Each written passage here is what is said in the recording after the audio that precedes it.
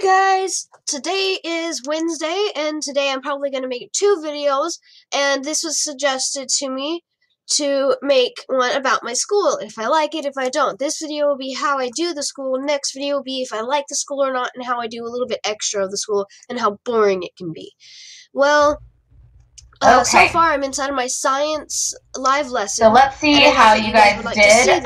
This is about zebra mussels, the zebra mussel invasion I tried to make, I had to delete in the Great Lakes and in the Mississippi River. I don't know why. Now found in Texas rivers this microphone is so close to here. I don't know. So, what type of ecosystem is this? Is it terrestrial, freshwater, or marine? I don't know. So far, I know what's going on. The answer is freshwater to me. I read this. Don't worry. I'm still doing school. Okay, you guys are correct. It is freshwater. Remember, just in case you don't know this, you do need to know what these 3 terms mean. Freshwater is, and this is a tough quiz. When I'm grading these, I'm having some issues with everybody kind of understanding the difference between freshwater and marine. Marine is ocean, so it's salt water.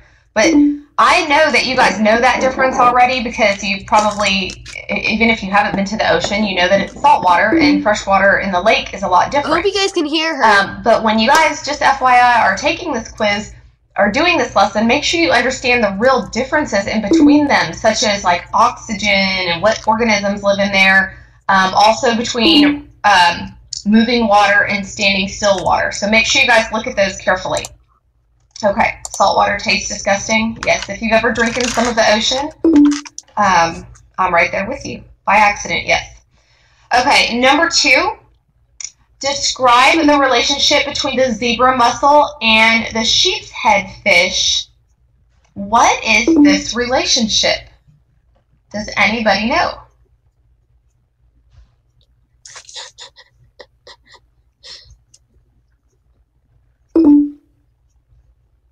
And it's going to be one of your relationships from last week that we learned about.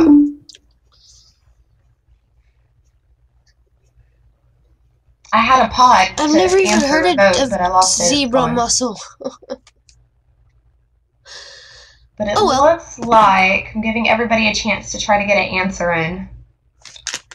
Looks like most of you are saying predator and prey. And you guys are absolutely right. There is one key word in this passage that tells you that, and that is the word consume. Because they consume, that means they eat. So hey, you're learning and you're watching a goofball learn. Yeah, delicious. Yeah. Zebra mussels. All right.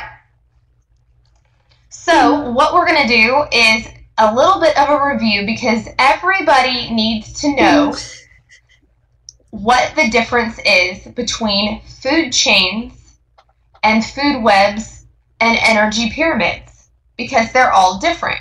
No, I've never eaten that. That's gross. Ew. But I do like seafood. Maybe an oyster here and there. Okay. So, food chains are what you learned in probably early elementary school.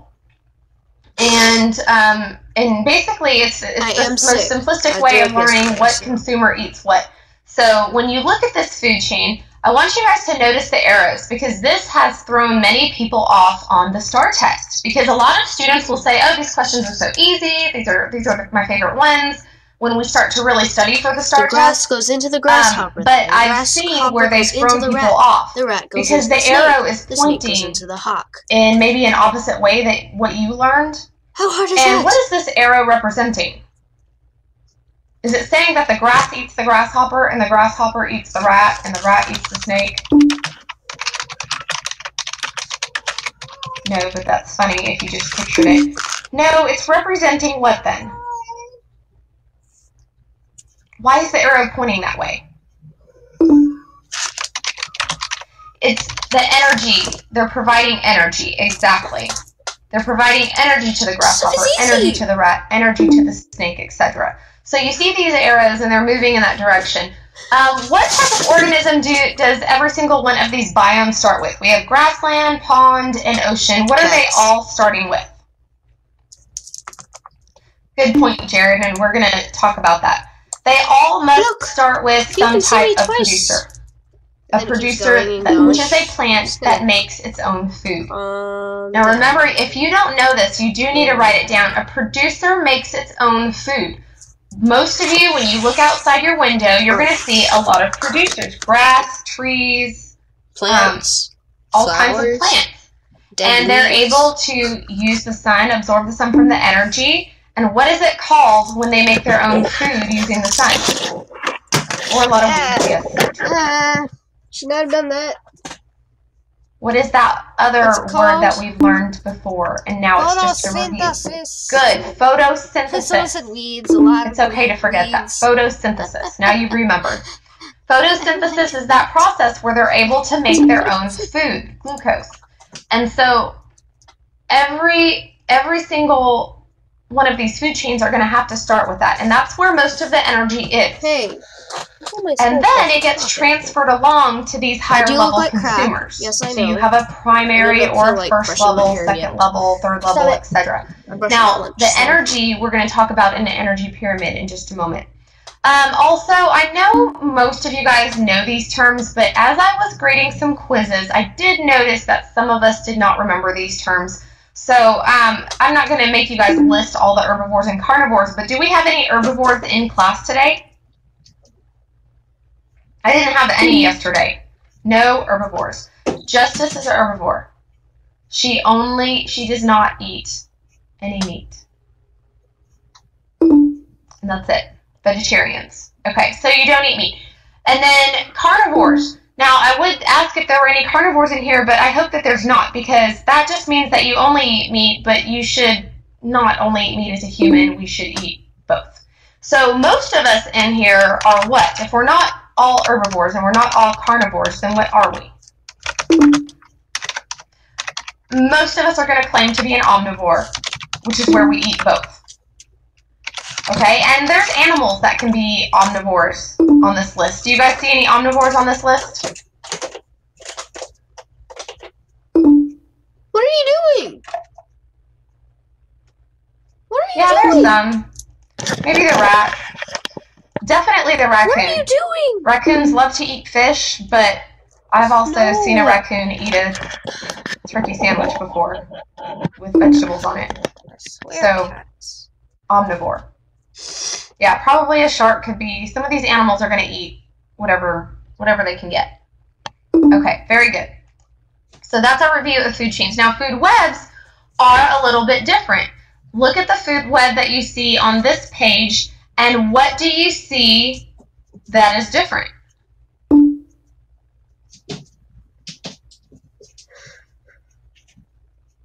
Okay, it's not like the one before that had 3 food chains side by side.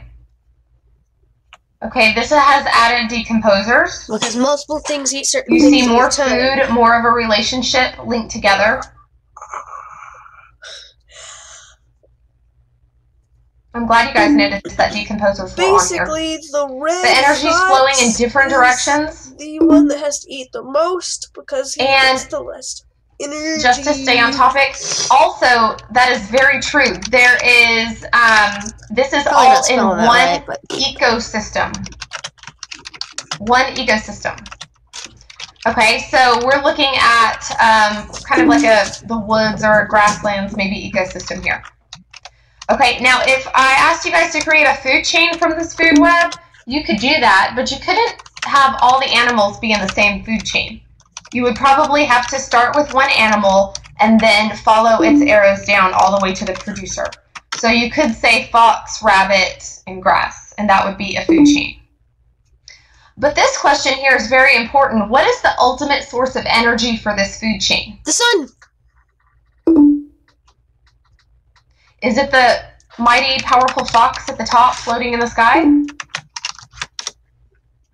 The sun.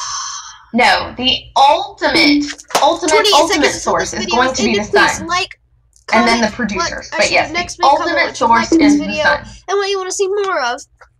Which then gives energy to the producers and so on. There's a red button down there or up there. Don't know. And then the function of the decomposer in this food web is going to be to do what? What do decomposers do? We have 6 seconds. What is their main function? Peace out, bros. See you guys in a few minutes.